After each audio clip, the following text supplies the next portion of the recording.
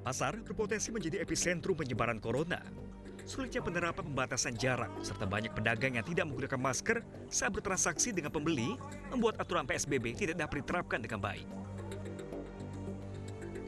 Di Bogor, Jawa Barat, pemerintah kota menggelar tes rapid dan swab bagi ratusan pedagang dan pengunjung pasar Bogor kemarin.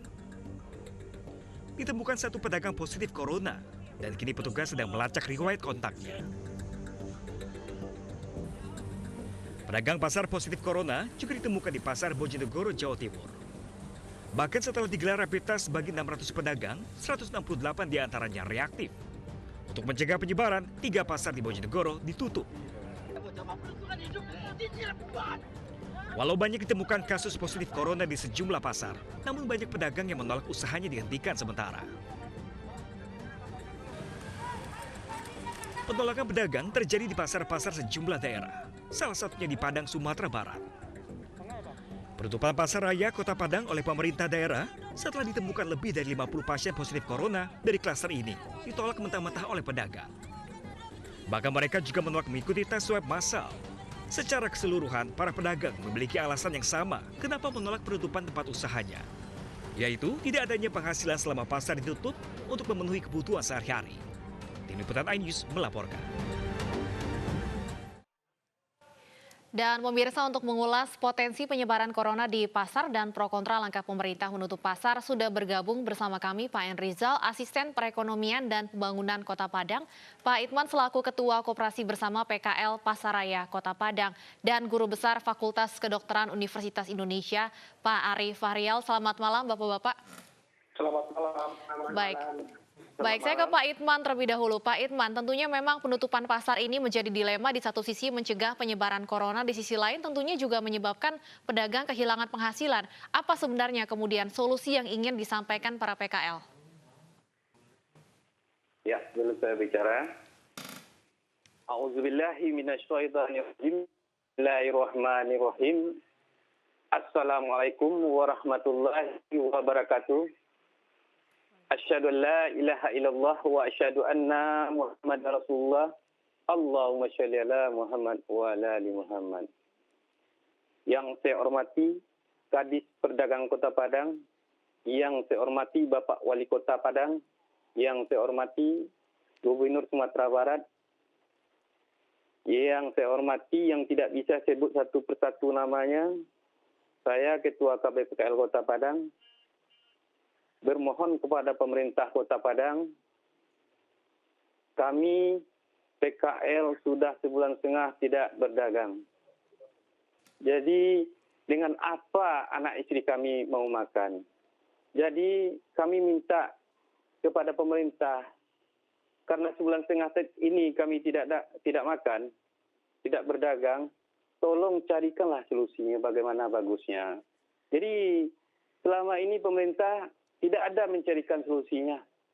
Malahan saya sebagai Ketua KPPKL Kota Padang bermohon kepada saudara-saudara dari rantau, bagaimana keluhan anggota KPPKL yang datang menangis pada saya, tidak makan. Ada suatu janda, anaknya 4, orang tuanya pun 2 orang tanggung jawabnya menangis sama saya, ada dia makan, kadang enggak. Saya pun menangis. Saya berusaha sekuat pikiran saya bagaimana carikan solusinya. Tapi Allah Maha Besar, Allah Maha Kuasa. Saya sendiri pribadi hampir kelaparan tidak makan. Baik. Tapi istri saya telepon saudaranya dari kampung datang beras ke rumah saya. Habis itu saya berpikir kantor KPPKL. Baik. Apa solusi dari pedagang? Apa yang diinginkan pedagang, Pak Itman?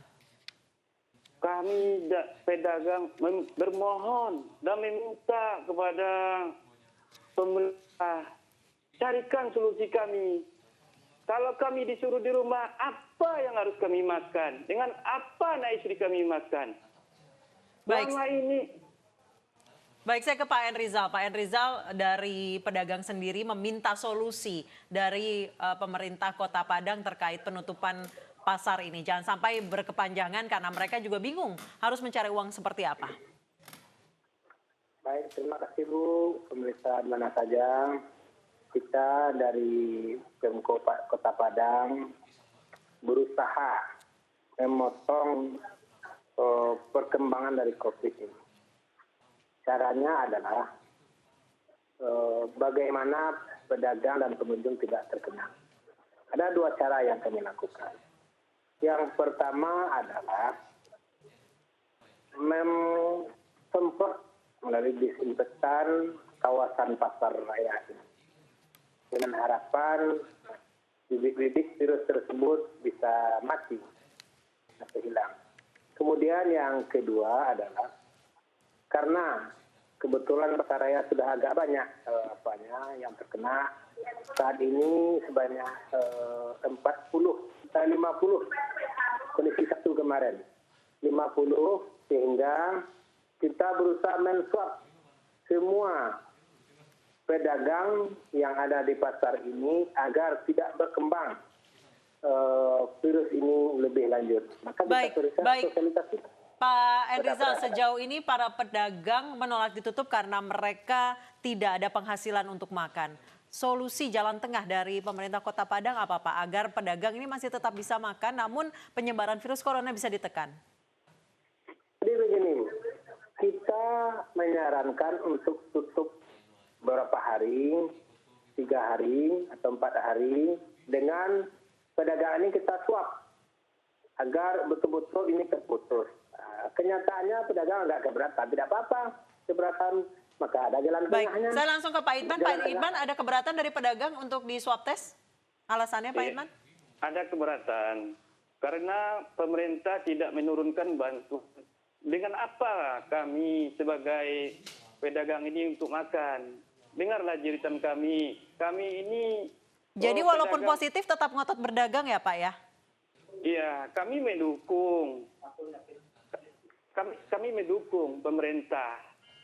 Apapun yang dilakukan pemerintah kami dukung. Ini bukan soal tutup atau buka toko Pak, tapi lebih untuk tes swab mengetahui siapa yang positif, siapa yang negatif, agar klaster pasar raya ini tidak semakin luas Pak penyebarannya. Bapak tidak merasa bersalah kalau misalnya tempat Bapak mencari uang itu menjadi salah satu tempat penyebaran virus corona Pak?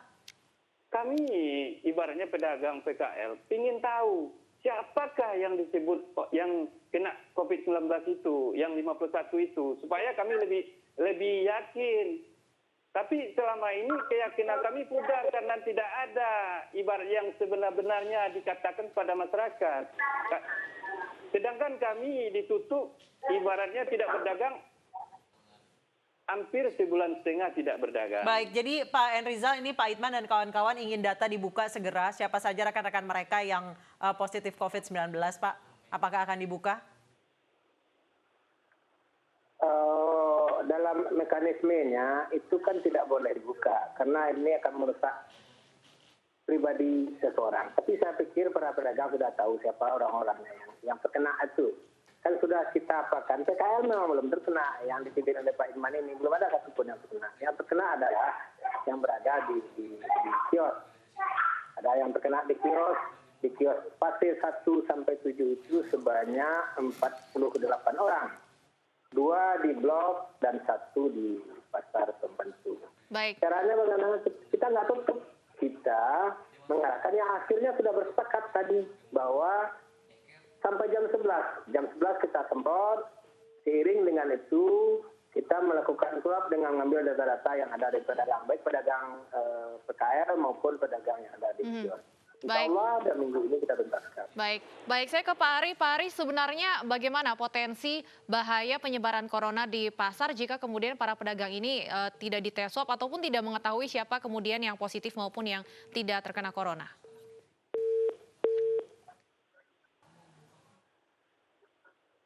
Pak Ari. Baik, sepertinya kami terputus dengan Pak Ari. Saya kembali ke Pak Idman. Pak Idman, artinya sebenarnya Anda dan rekan-rekan ini sudah sempat menjalani tes swab sebelumnya? Oh, tes swab belum. Oh, belum sama sekali dites ya Pak? Belum. Sebenarnya apa sih Pak alasan pedagang ini tidak mau dites swab dan sebenarnya tidak tidak terlalu peduli apakah dirinya ini membawa virus corona atau tidak? Pedagang ini mau, tapi tempatnya yang pingin pedagang ini di mana tempatnya, solusinya. Sedangkan kami sekarang, kalau kami pedagang sekarang tidak takut corona, tapi yang kami takutkan anak istri kami kelaparan mati, tidak makan, pemerintah belum juga memberikan bantuan. Kami berharap kepada pemerintah, tolonglah jiritan si miskin ini mencari suap nasi ini, carikan solusinya. Sudah banyak yang mau kelaparan, sudah banyak. Anggota saya 500 lebih, hampir menangis ke kantor KBPK ini. Saya carikan solusinya. Saya telepon Indah Kargo Padati ke Jakarta. Pak Haji, tolong bantu KBPKL. Diturunkanlah 1 ton bantuan. Baik, saya kembali ke Pak Ari. Tampaknya sudah kembali tersambung. Pak Ari, bagaimana sebenarnya potensi bahaya penyebaran corona di pasar?